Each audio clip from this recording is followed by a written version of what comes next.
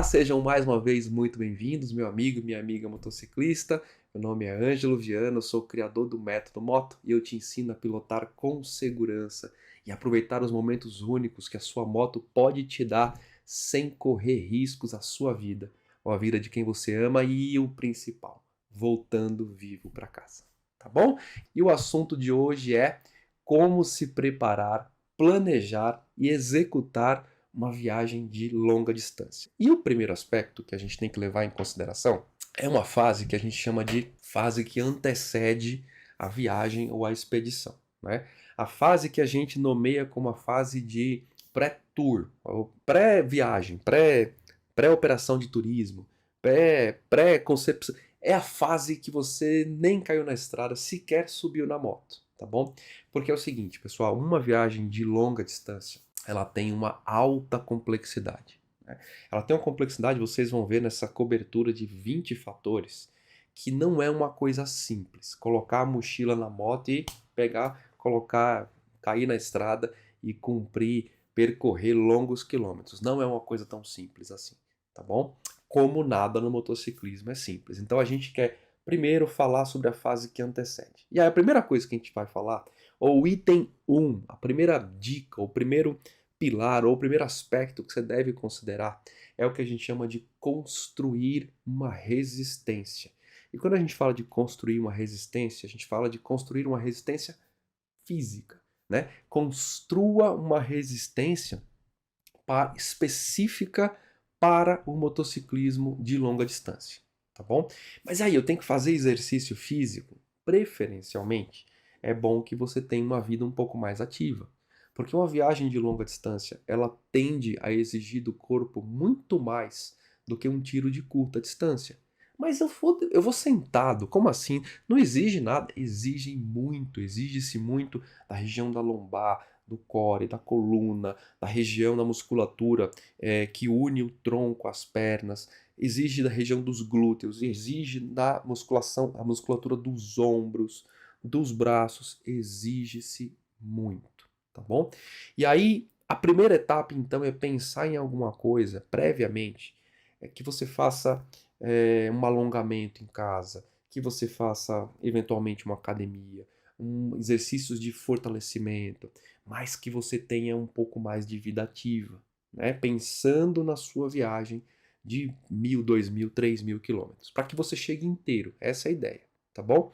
Mas vamos lá. Então eu tenho que fazer exercício. Acabou aqui? Não, porque quando a gente fala construir uma resistência, a gente fala que é muito mais que ir para o exercício, tá? Porque presta atenção, se a extensão do seu passeio semanal ele consiste numa voltinha de 100 quilômetros, né, numa manhã de domingo, você pega a moto e vai ali num local perto da sua cidade. Então, a minha sugestão é que você realmente intensifique essa preparação antes de começar uma aventura, tá bom? Então não adianta fazer tiros de 100 quilômetros. O ideal é que você comece a se preparar com bastante tempo de antecedência, né? Se hoje você faz tiros de 100 quilômetros, passe a fazer tiros de 150, 200 e assim sucessivamente, até que você chegue num ambiente de limite, de saber qual é o limite do conforto na sua viagem, como é que você, como é que você se sente fazendo tiros de 100 para ir e 100 para voltar? Como é que você se sente fazendo tiros de 200 para ir e 200 para voltar? São 400 quilômetros no total. Como é que você se sente fazendo tiros de 500? Qual que é o teu limite diário? Qual que é o teu limite físico corporal? Porque esta coisa, esta fase de construção de resistência é entender como é que você vai lidar durante os dias de viagem efetivamente.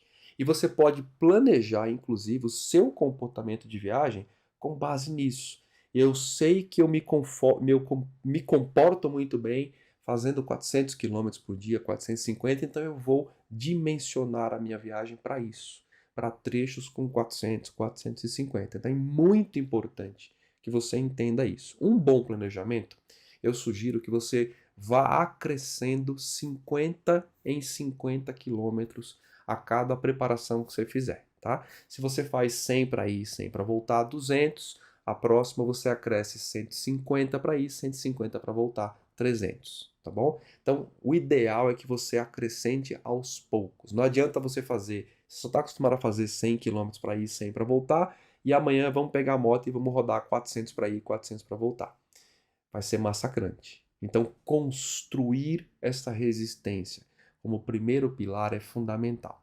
Olha, planejar essa resistência é planejar roteiro de treino, é acrescentar os 50 quilômetros quanto eu fazer, como eu falei para vocês, até que você atinja ali alguma coisa muito semelhante com as etapas que você terá no dia a dia da sua viagem. Esse é o ideal, tá bom? Ah, mas eu vou na minha viagem, eu vou fazer 600 quilômetros ininterruptos. Não, você vai parar. Então o que você pode fazer? Planejamento, fazer um tiro de 300 para almoçar, depois mais um tiro de 300 com as paradas para descanso. Vocês vão ver daqui a pouco que eu vou explicar. Então, o ideal é que você conceba um treinamento justamente pensando nisso, em construir uma resistência no geral, para que quando a viagem, a expedição comece, você não sinta os efeitos da longa distância. E eles são cruéis, como eu falei para vocês, tá bom? O segundo pilar, o segundo fator, enfim, chame como você quiser, o segundo step, a segunda dica, né? É o que a gente chama de pré-tour. Pré-tour mesmo, essa é a etapa. Então a primeira é construir uma resistência, a segunda é o que a gente chama de pré-tour, tá?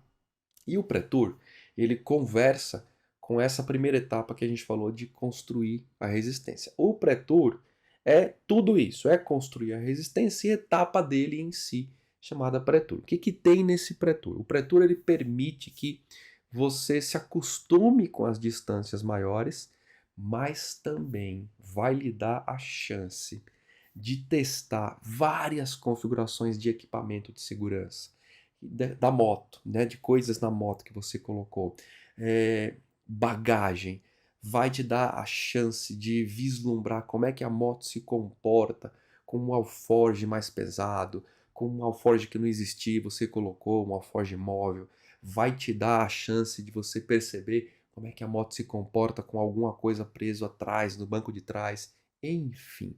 O pré-tour é feito para que você descubra o que funciona ou não funciona naquilo que a gente chama de mundo real, né? Para que você realmente descubra quais são as dificuldades que você vai encontrar quando a aventura efetivamente chegar. Então essas primeiras duas etapas, pré-tour e construir uma resistência, servem justamente como balão de ensaio da viagem, né? Então para que você efetivamente saiba o que vai acontecer, para que você efetivamente entenda como arrumar a sua moto, quais são os efeitos, para você entender, por exemplo, questão de consumo. Ah, então você está me pedindo para que num pré-tour eu configure a minha moto do jeito que eu vou viajar. O ideal é que você faça uma saída, e aí não precisa ser uma saída tão longa, com a sua moto completamente carregada. Então vamos lá. Você vem treinando com tiros de 100 km, depois você cresceu 50 km como a gente propôs, até que você chegou no limite certo das etapas que você vai cumprir na sua viagem, as etapas diárias, tá? 300, 400, 500 km, enfim, você treinou. Um dia você carrega a sua moto completamente, deixa ela completamente carregada, tá? E depois você sai e faz um tiro de 100 km. Para você entender quais são os efeitos, como é que ela se comporta, qual a questão de consumo, né? Para você entender a questão do arraste de força, como é que ela está em termos de aceleração, em termos de ganho de potência. Enfim, isso faz parte da configuração que a gente chama de pré-tour.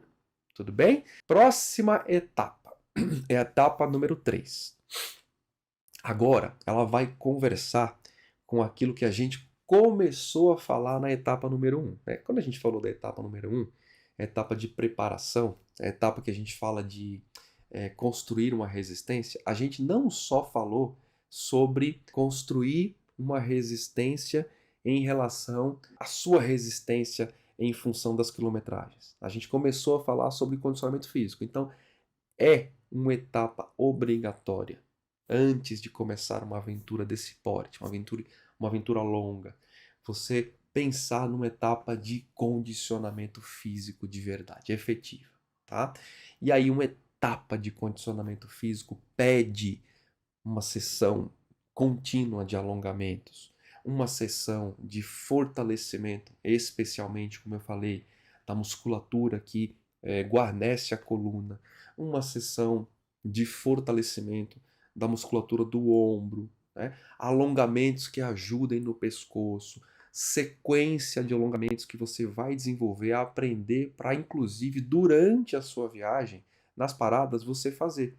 Dentro do método Moto, a gente vai acrescer agora uma coisa que é justamente os alongamentos que devem ser feitos pré-passeio, pós-passeio e aqueles exercícios que vocês podem fazer em casa para fortalecer as regiões que são as mais importantes. Então, a gente vai colocar isso no método Moto. O aluno no método Moto vai entrar no módulo de fisiologia, que é o módulo 4, e vai encontrar com isso 3 aulas com um preparador físico, te mostrando o que fazer antes, depois e para fortalecer tudo, tá bom? Então é importante, porque a aptidão para pilotar é um dos fatores mais negligenciados do motociclismo, tá bom?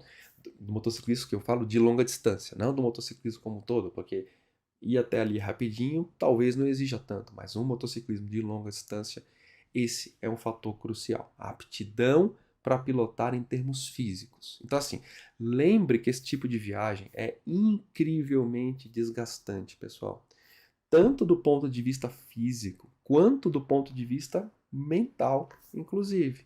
Então, nos meses que antecedem a viagem, é legal você tentar, de alguma forma, ter um nível básico de condicionamento cardiovascular e resistência muscular.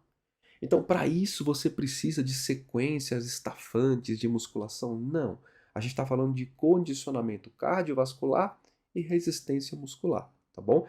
Resistência muscular para esse tipo de atividade, ela se consegue com a sequência constante de alongamentos.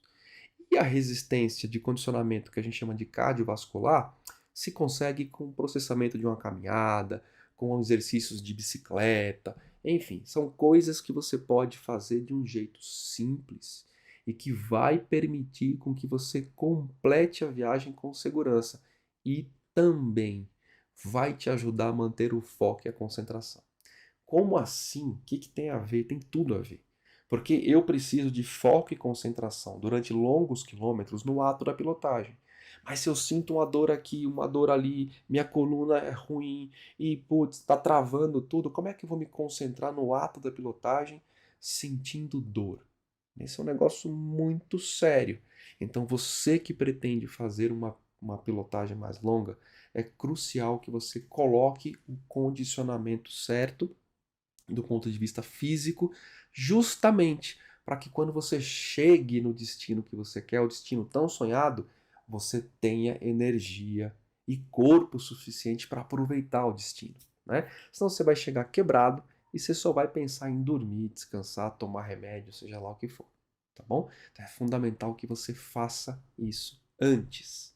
O quarto pilar, aquele pilar que a gente considera também um pilar crucial, né? É o pilar de comportamento da moto, tá? E ele também está aqui nessa fase que antecede o começo da viagem, porque o comportamento da moto é aquilo que eu falei no pré-tour, né?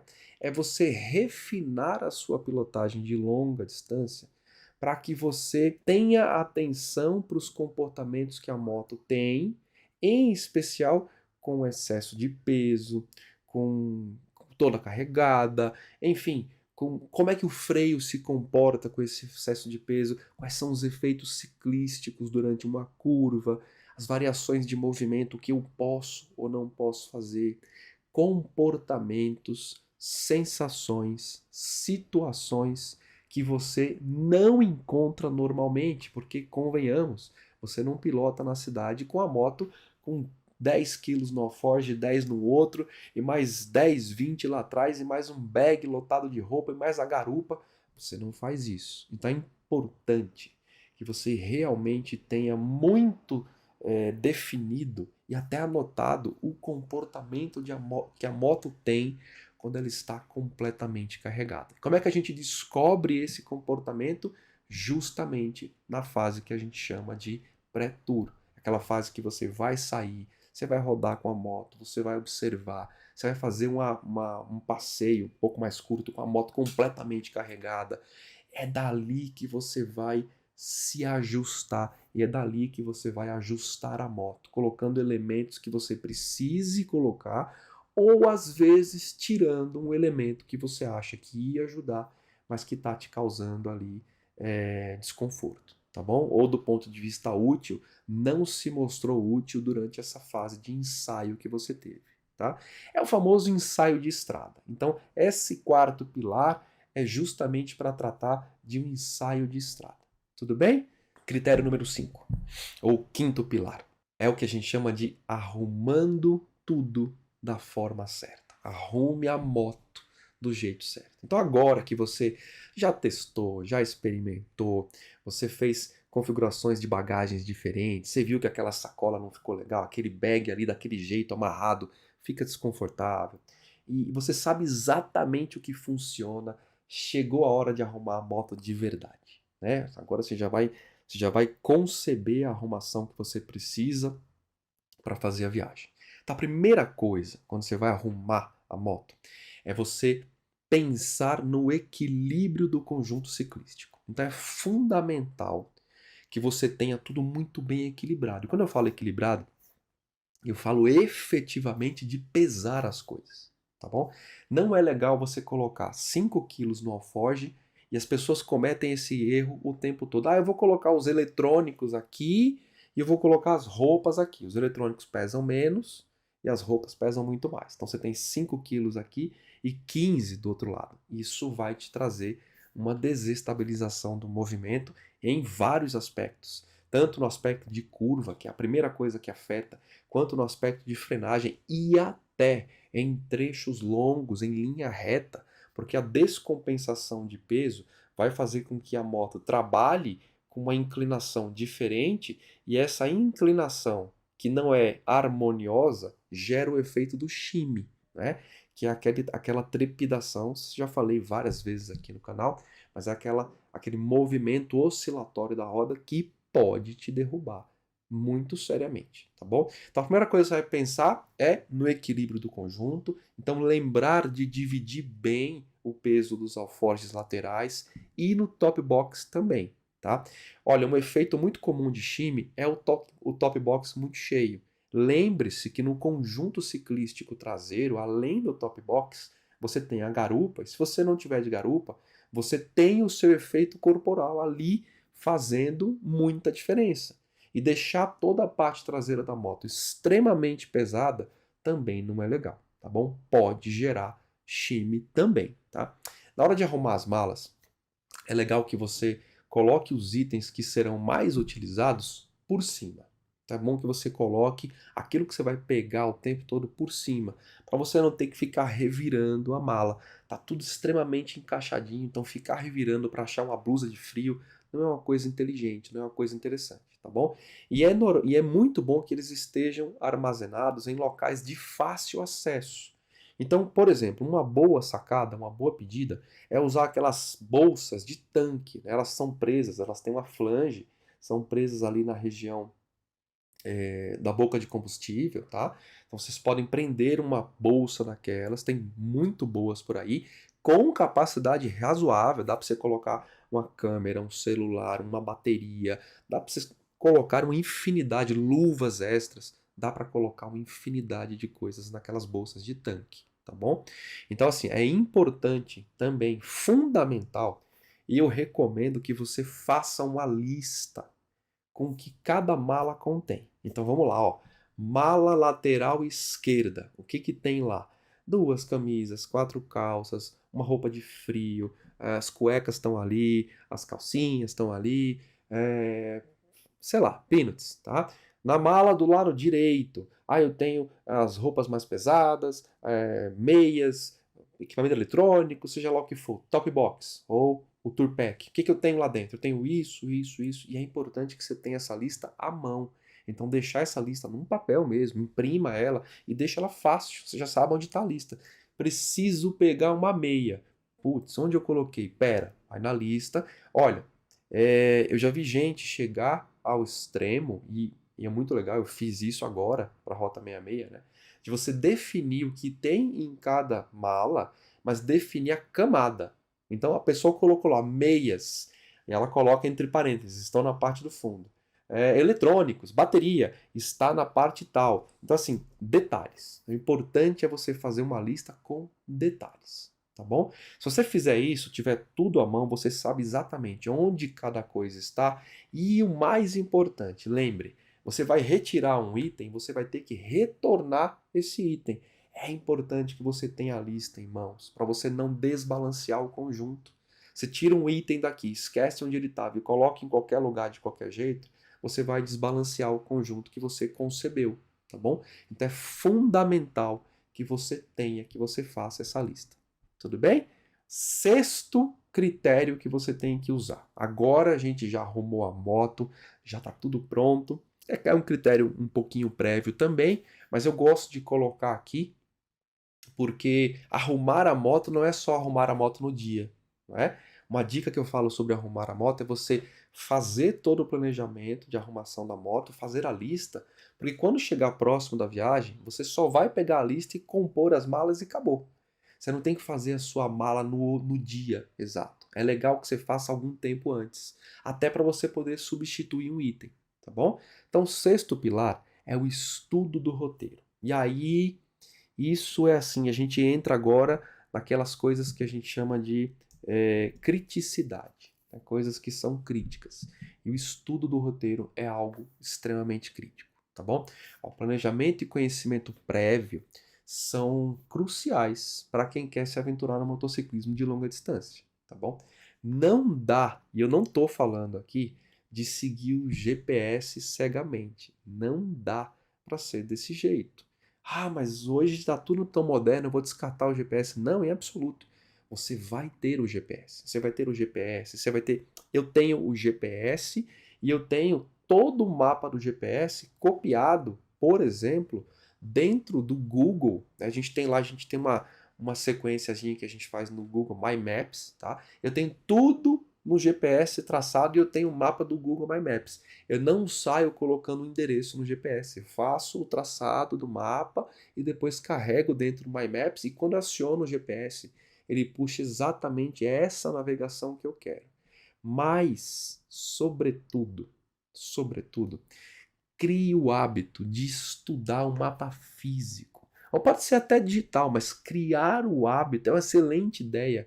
Você observar, examinar a rota, calcular as distâncias, saber, cara, quanto tem desse ponto que eu vou parar até esse ponto aqui, eu vou bater uma foto aqui, eu vou almoçar. Qual a distância disso aqui?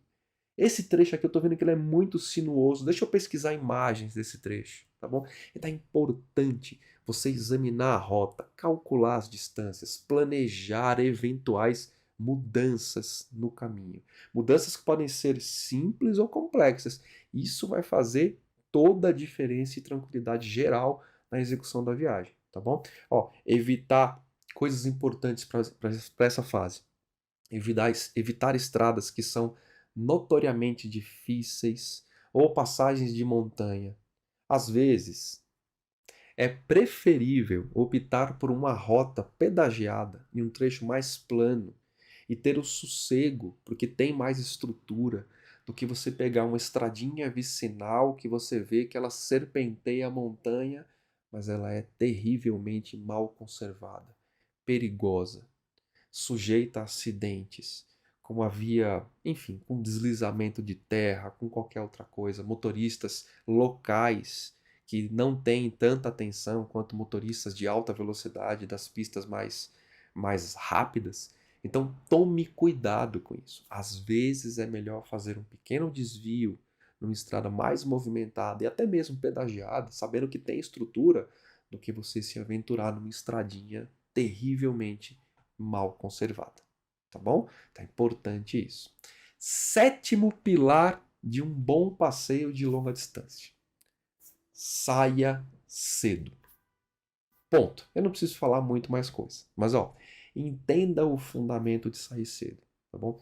A maneira mais fácil de você percorrer mais quilômetros em um dia é simplesmente acordar mais cedo, porque mais cedo você ganha maior tranquilidade de usar a própria iluminação natural do dia. São muitos fatores de sair cedo. Primeiro, você vai usar a luz natural do dia a seu favor. Segundo, você ganha a tranquilidade de não ter que se preocupar com trânsito carregado. Quem sai cedo não pega trânsito carregado nas cidades ou em trechos mais críticos da estrada. Então, assim, a minha dica é: levante-se no escuro e saia no escuro. Exatamente isso que você está ouvindo. Você quer percorrer mais? Levante no escuro e saia no escuro, né? Assim você vai otimizar a cobertura de muitos quilômetros usando muitas horas de luminosidade natural, luminosidade do sol, tá bom? Além disso, pessoal, há uma tendência sempre maior de melhor desempenho na pilotagem na parte da manhã do que à tarde, porque à tarde a gente tem o cansaço aparecendo, a sonolência, a gente tem o efeito pós-almoço.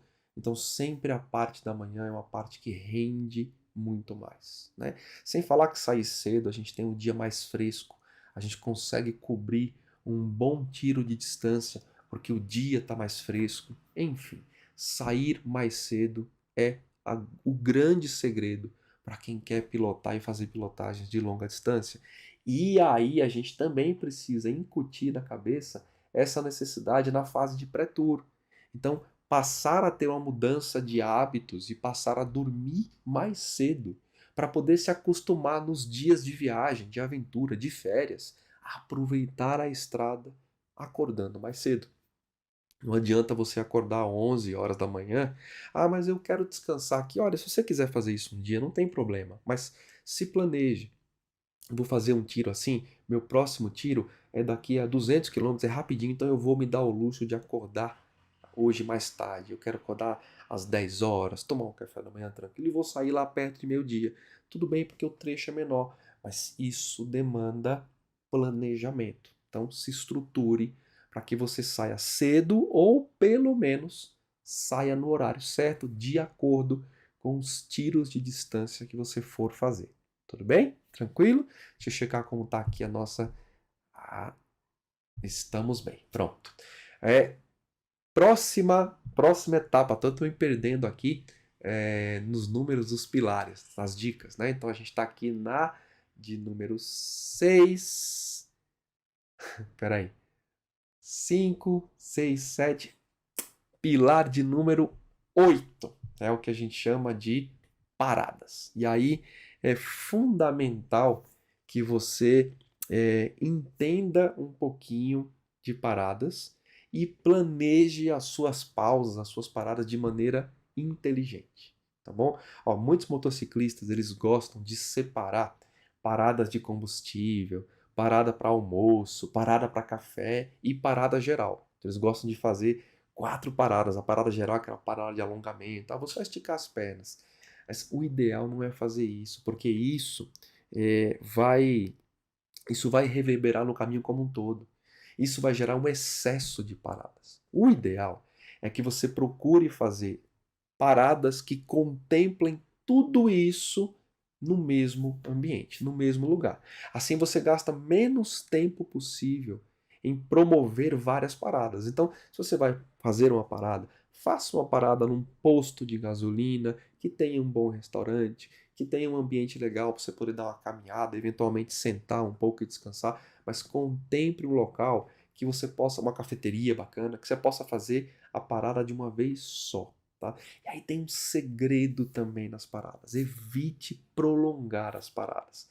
As paradas que duram 1 hora, 2 horas, 3 horas, elas tendem a gerar preguiça. É o que eu falo. Quanto mais tempo você estiver fora da motocicleta, menos você quer voltar para ela, por incrível que pareça. Você para, o corpo relaxa, você perde o ritmo e aí você fica com preguiça. Putz, eu tenho que continuar o passeio. Tá bom, vai, vamos voltar para a moto. E você tem que pegar ritmo de novo, fazer aquela crescente de desempenho, de atenção, de foco. Então, paradas curtas. A parada é para almoçar. Vamos almoçar, vamos esticar as pernas, vamos tomar um cafezinho e vamos cair na estrada, tá bom? Então, pausas curtas ou paradas curtas, elas mantêm o ritmo e favorecem a mentalidade de seguir a viagem e completar o percurso. Já as paradas longas criam, como eu falei, preguiça e são forte fator de desmotivar o piloto e a garupa de continuar a seguir. Eu conheço muita gente que programa, faz os trechos de programação, faz uma parada mais longa, fica com preguiça, já vai no GPS, no mapa para ver qual que é o local mais perto que ele possa dormir, porque hoje eu não quero mais seguir, eu estou muito cansado. E não foi isso. Isso vai impactar no roteiro como um todo. Então, paradas curtas, paradas que contemplem tudo no mesmo local, é a melhor pedida que você pode ter. Tá bom? Nono fator. Vamos lá. Lembrando que a gente vai soltar um mapa mental dessa live lá dentro do grupo do Telegram para ter. Não adianta me mandar direct, não adianta me mandar e-mail. Para você pegar o mapa mental dessa live, tem que entrar no grupo do Telegram. E o link do grupo tá na minha bio do Instagram, @metodomoto.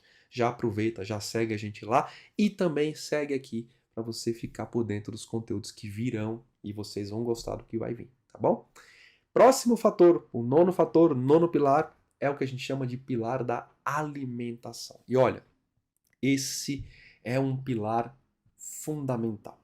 Esse é um pilar crucial que as pessoas negligenciam. Aliás, o pilar de número 9 e 10 as pessoas negligenciam muito, tá? Porque o pilar da alimentação, ele reverbera no tour, no passeio, no trecho diário como um todo, ok?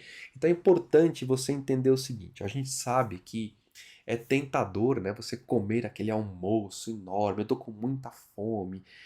Depois de você ter pilotado uma manhã inteira embaixo do sol quente, pensar naquele copo de cerveja. Eu sei, você tá fervendo no sol com aquela jaqueta pesada, todo molhado. Cara, eu vou parar e vou comer gostoso e vou tomar uma cerveja.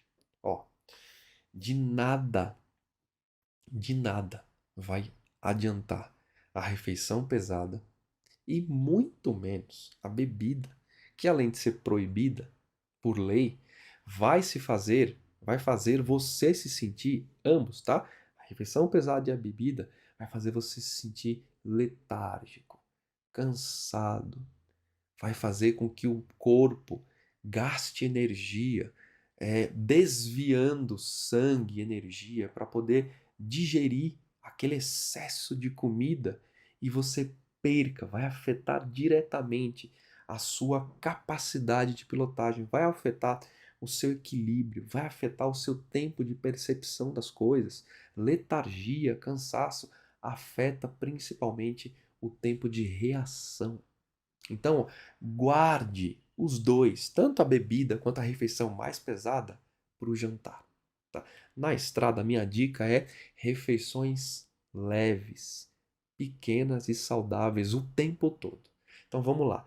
Naquelas paradinhas, né? Snacks. Eu já fiz uma live aqui sobre como não dormir em cima da moto. Tá? Então a minha dica é que você leve snacks de castanha, de amendoim, coisas salgadas. É preciso o sal. O sal tem a ver com a eletrólise e eu vou falar disso daqui a pouco, na próxima dica. Então, castanha, amendoim, coisas salgadas, amêndoas, tá? No meio da manhã, da tarde, eventualmente uma barrinha de cereal.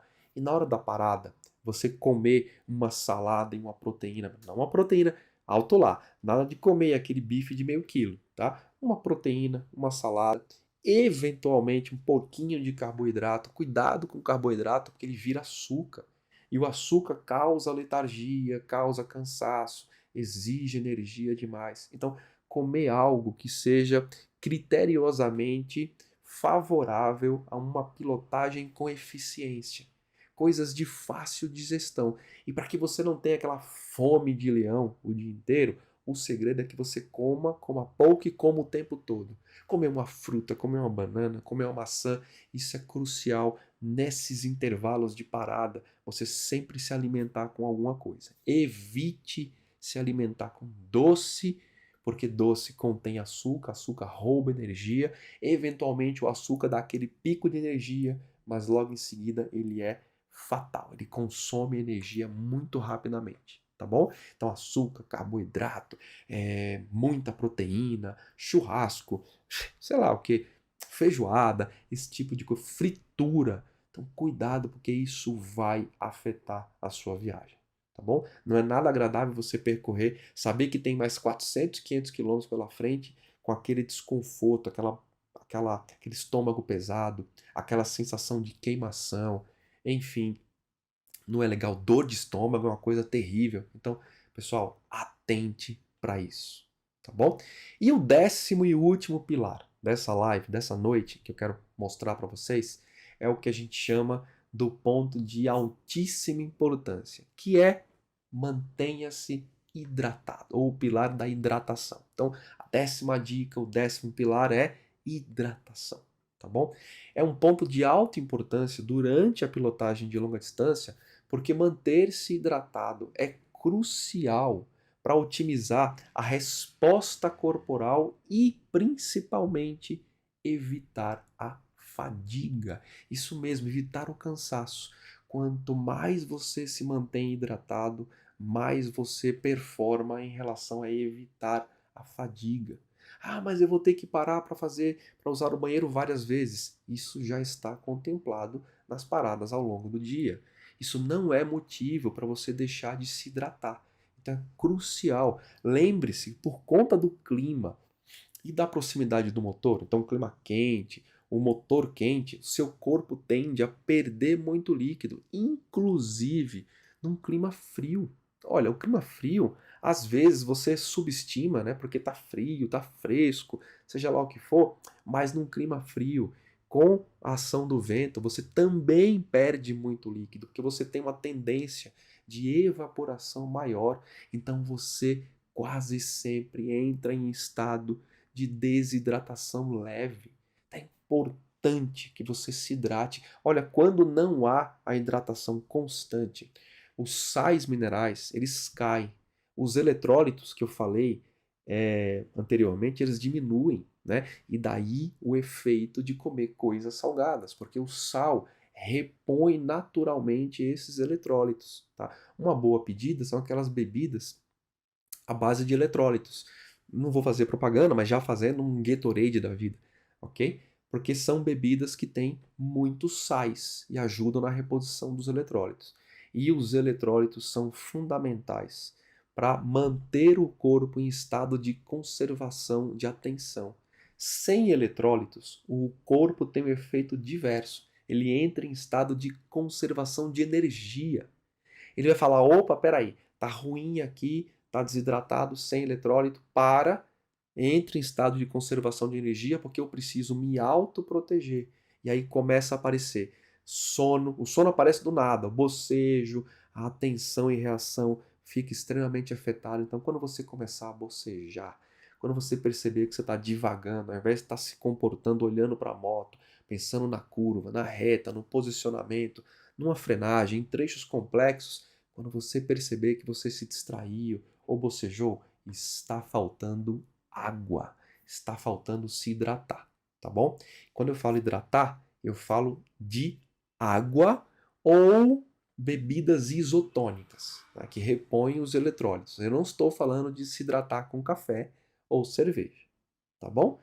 Sejam mais uma vez aqueles que nunca estiveram por aqui muito bem-vindos. Aqueles que já nos acompanham, recebam aí o meu forte abraço. Obrigado pelo apoio de vocês, porque o importante disso tudo é fazer com que você pilote em segurança.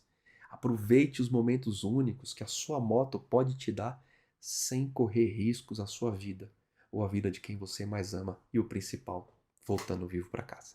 Tá bom?